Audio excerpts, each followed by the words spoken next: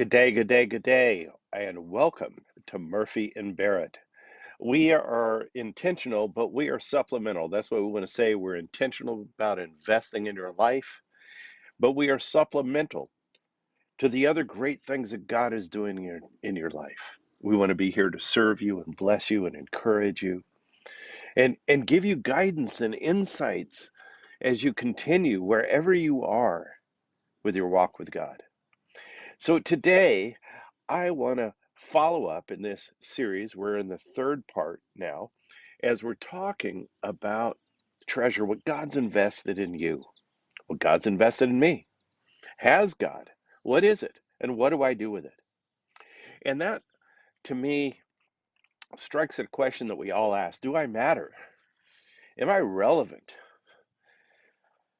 That gets down to an identity issue. Am I a person of worth and value? And my worth and value doesn't come from what I have, but I want you to know that God has deeply invested in you. You matter so much that God gave his son in love to you so that you could have life, but that's not it. As Pastor Kevin last week pointed out so well with the parable of the sower, that God is a generous God. And he sows generously, and that's what he's done in your life and mine.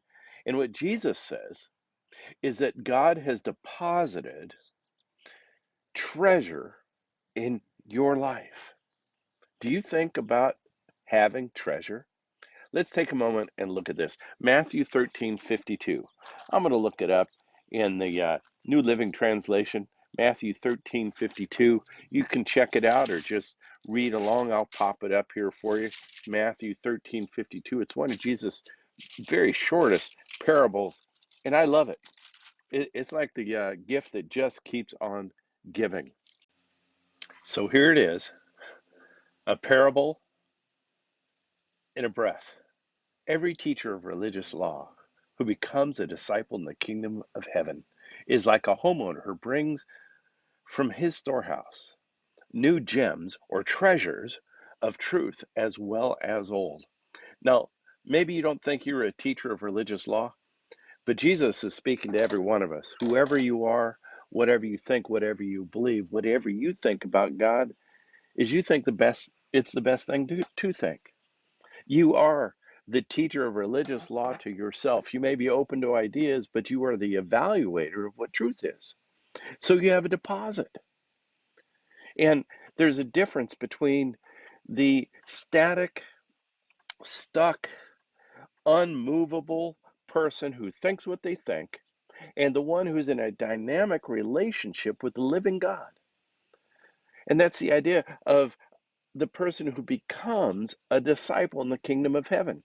A disciple of the kingdom of heaven is somebody who interacts with the kingdom of heaven, who interacts with the king themselves and talks and grow and lives. And they realize that they have been given a vast treasure. I like to think of a treasure chest.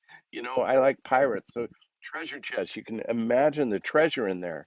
And there are gems and all kinds of treasure in that. And some of it's really old, but not only has God given you treasure from long ago, deep in your life, that is certain and sure and ancient and true and valuable. But get this, God continues to add new treasure to you. Do you think about yourself as someone with treasure? See, our self-image, our self-worth, what we think we have to contribute or give to somebody else affects us deeply. And I want you from the beginning to hear how Jesus sees you. He sees you as the owner of a storehouse with a treasure chest full of gems, old and new, meaning he keeps putting new treasure in there for you. Well, maybe you can go, yeah, I got some treasure, but it's not very much. Boy, that's not a treasure chest. That's not a storehouse. I want you to get the idea of a storehouse. It's not enough to keep in the house. You got to have a separate place for it. It overflows. You got a lot. Oh yeah? Well, what is it? How do I know what it looks like? How do I think about it? And maybe like me, sometimes you're not sure what it is. You're not sure how to see it. You're not sure how to share it. I got to tell you that one of the things for me is that I've come to know, you know, uh, intellectually or existentially perhaps, that God has given me treasure, that God has made deposits in my life. But I'll tell you what, I way too often don't see myself as special. You know what I mean? Do you see yourself as special? God sees every one of us as special. And God has given you special gifts. One of the ways that I discounted what God had given to me, the treasures that God has deposited in my life, is I figure if I had them, everybody else must have them. I'm nobody special. And I still have that battle. I don't know about you. I just figure if I know it, if I have it, if it must be obvious. Everybody uh, must see it the same way and know it and have it too. And if I've got it, they probably already have, and they don't need it anymore from me. Can you relate to that at all? Well, last week, Kevin went through this passage, and he gave us a great way to look at it. One of the ways to look at uh, uh, parables and teachings of Jesus is that Jesus does three things, and this is a great way to look at uh, these things. It's very helpful. I want to do it in a memorable way. First of all, what Jesus does is he paints a picture. So there you go. There is a picture. It's like you can see what's going on there. What do you see going on in this? Well, here's a girl with a surfboard. It might be stormy weather. She's standing on a rock before the ocean, presumably. And that's what Jesus does. Jesus paints a picture so we can see what he's talking about. It's an illustration, something maybe we've seen many times so that we can see it. And then what he does is he brings up a mirror. Now, what's that mirror do? Check it out. What a mirror does is allows me, where are we, to see myself right there in that picture.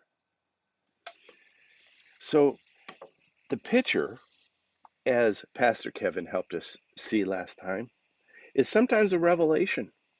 It's like, this is the way it is. Oh, I hadn't even noticed. I hadn't focused on it. And then as we bring in the mirror and I begin to see myself in that mirror, it becomes a reflection. That picture reflects who I am. And I see myself in the very picture that Jesus is stating. And then, check this out, that picture becomes a window that I then look into, a window that I look through.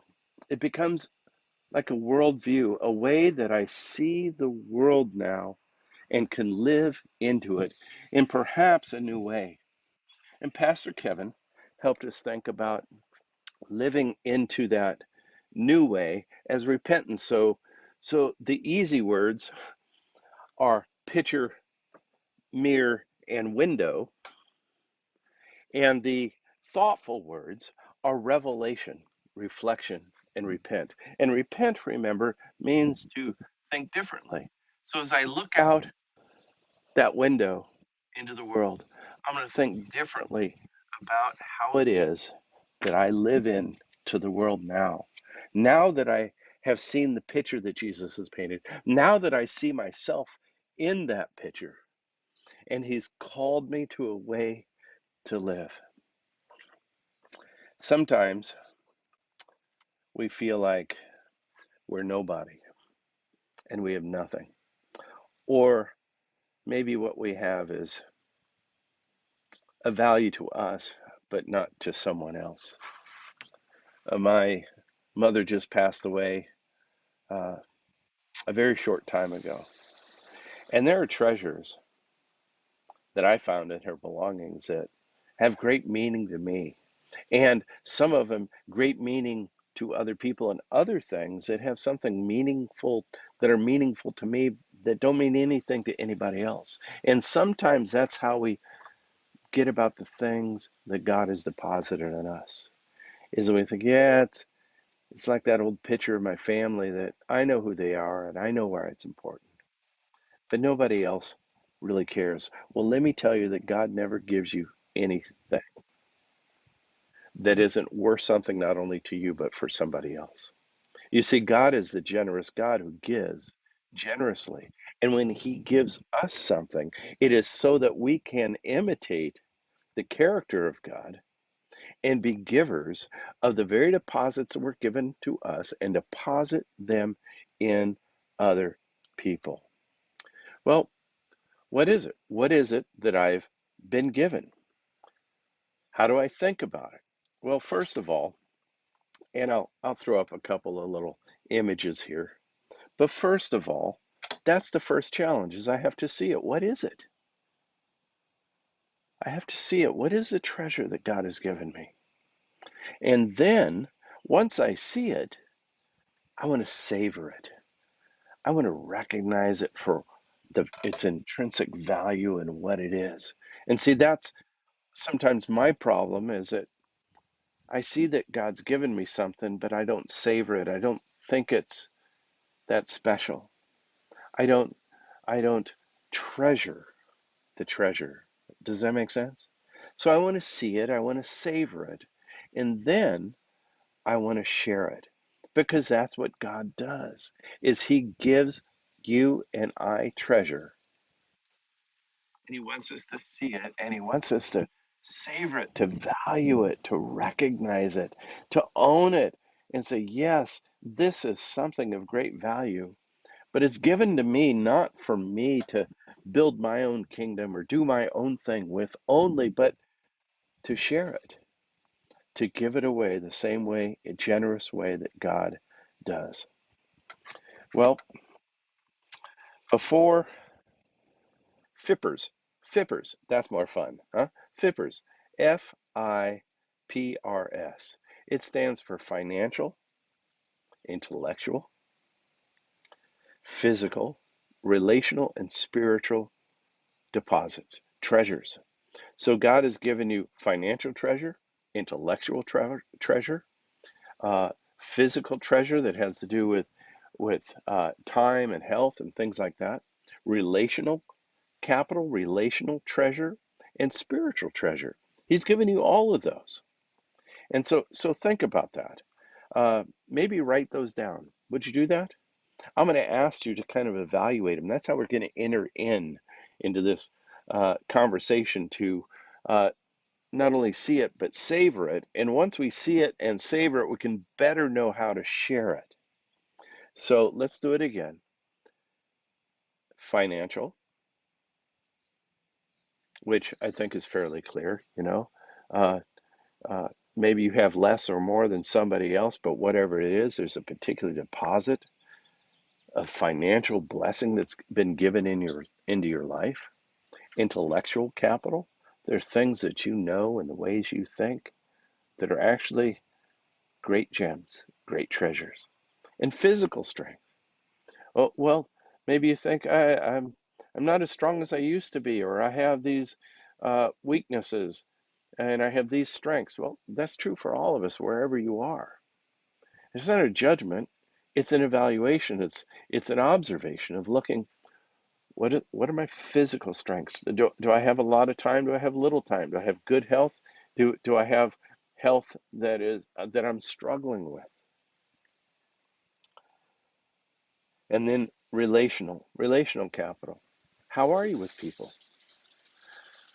Where are the relational investments you have that you people can count on or lean into or receive from you or that you receive from them? And then spiritual capital. That's the fifth category. Is what is it? And see, spiritual capital is really caught up in that see it and savor it. I see what you've given me and I value it. And that then becomes spiritual capital when you know what it is and you value it the way God values it, that you can share it. with other people in just the right way at the right time. So take a look at those. So let's think about these. Hopefully, you've written that out. Just 5 words, okay? And let's rate them on a scale of 1 to 5, with 1 being a little, 5 being a lot. But there's no right and wrong. This is in your head. There's nothing to measure it against. It's just, what do you think? When you look at financial capital, are you a 1 or a 5 or somewhere in between? As you look at intellectual capital, man, I got a lot going on up here. And not so much going on. Whatever that is. Are you ingenious? Do you have great insights? 1 to 5. And then physical. I've, I am really a good steward of my time. I know how to manage my time. I have a lot of free time. I don't have much time. I have great health. I'm getting stronger every day. I've had great health, but I'm getting weaker every day. Whatever it is, where would you rate yourself? And then relational capital. Do you have any friends? Do you have any acquaintances? Are they deep? Are they long? Are they new? Are they old? Are you good at connecting with people? Have you made investments in people's lives that you can have the freedom to speak into their lives? And then spiritual capital. How attuned are you to the things of God and what God has given you and shown you? Do you value them or do you discount them? Okay, so scale of 1 to 5. And then I want you to go back and look at those 5. And I'd like you to do something. I'd like you to circle the one you're most comfortable with and the one you're least comfortable with. What's the one you're most comfortable? I'm really comfortable with relational capital, or I'm really uncomfortable with relationships, encountering people. What I'm really comfortable with is finances. Whatever it is, circle one that you're comfortable with, and circle another one that you're not so comfortable with. And what I'd like you to do as you think about the ones that you're most comfortable with, I want you to go back and look at what we've been talking about. I want you to see it. I want you to savor it. And I want you to consider how often you share it. See it, savor it. Say, yeah, I see. I do have a little more time than the person next door. So see it, savor it, and share it. And sharing it's a big thing, but if I don't savor it, if I don't value it, I don't think it's going to be something worth depositing in somebody else. And if I don't see it, I'm not going to have it to give it away, because I'm not even going to recognize that it's something of value that somebody else can use. See, God makes deposits in you and I so that we can be just like God and be that generous sower that Pastor Kevin shared with us so well last week. That we can deposit what's been deposited in us in other people at just the right time. So as we look at those gifts, as I run down the list, financial is, I'm pretty dang blessed. I'm going to give myself a 4 on that. You might have a lot more, you might have a lot less. But you know what? I see what God's given me and I savor it. And I also have to remember it's not just about me or for just me. Intellectual capital, I'm going to go again with a 3 to a 4. I think I can keep up with the guy next door or the gal next door, at least in the conversation. So I feel very well invested in that. My mind works. It's sharp. Sometimes I forget things or don't pay attention to things, but I kind of think that's on me, not on God's investment in me. As far as physical, boy, I've been through some rough patches, but I've seen worse. And I'm going to go with a 4 on that, baby, because I'm feeling pretty good, and I'm loving life and looking at what I can do with my time. And I'm blessed there. So 4 sounds good to me. Relational capital, I'm going to go with 4 again. I've had some dips, some bumps, some losses, some changes, and yet I have an equity. I have a deposit that I know what a relationship's about because of what God has deposited in my life.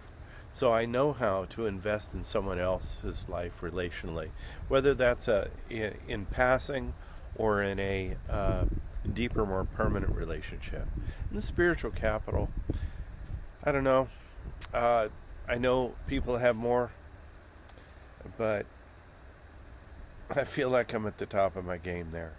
I'm going to go with a 5 there because I recognize that God has made great deposits in me, and it would be foolish for me to not see it and to savor it, so that I can do the exact thing that God intended with his deposit in me, is for me to deposit those things in other people. And I hope this is an aspect of that. I hope you're receiving from that even today. So, where are we? We want to ask, finally, what is God doing? You know, God's done things in the past. That's good. We need to see it, savor it, and share it. But what's God doing now? See, one of the things that Jesus tells us in this parable is that we have treasure, we have gems, both old and new. And one of my favorite translations of this is to understand ancient and fresh. God's always doing a fresh work. God's always doing something new. It's not God's doing something new and that doesn't count anymore. It's God is doing something fresh in your life. Will you see it? Are you paying attention? And that would be my question. What's God doing now? Where is God adding treasure to your life? Look at those 5 caps. Is it in your relationships? Is it in your health? Is it in your finance? Is it in your thought processes and your the things you know and the things you think of and your ingenuity? Is it in your spiritual capital? So what's God adding today? Where's the new treasure coming in? We're going to come back and we'll ultimately be talking about learning how to invest those capitals, and the parables of Jesus help us to see that, understand that, know how to do that better. But your invitation and challenge for today is to pay attention to what you have and look for opportunities to invest those things. Maybe they're ancient things that you've known, that have been with you, that you've been good at. They are deep and broad deposits you've had for a long time, but maybe you're not sharing it. Look for an opportunity to share that. And maybe it's something new. Maybe it's something fresh that God's done, and man, as soon as I get it, I share it with somebody. That would be my invitation and my challenge for you today. Father, thank you for loving us. Thank you that you did not leave us orphans. Thank you that we belong. We all belong. And thank you that we all matter. And we matter so much that you gave us your only Son, that we might have life. And that life being the very kind of life you intend for us. So as we think about that life, we think about the deposit you've made in our lives. And we want to see it today. We want to savor it today. And we want to begin sharing it actively today. Louder than all the other ones. You say I have a place on this journey.